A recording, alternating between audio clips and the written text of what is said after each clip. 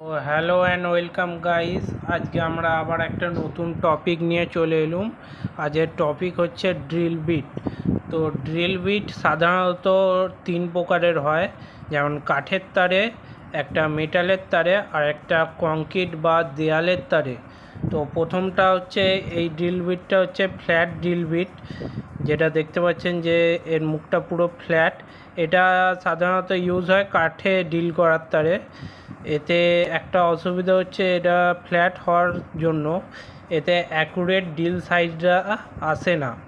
তো দ্বিতীয়টা হচ্ছে আমাদের টুইস্ট ড্রিল বিট। এটা আপনারা অবশ্যই দেখেছেন, টুইস্ট ড্রিল বিট। এটা সাধারণত ইউজ হয় মেটালে ড্রিল করার তারে।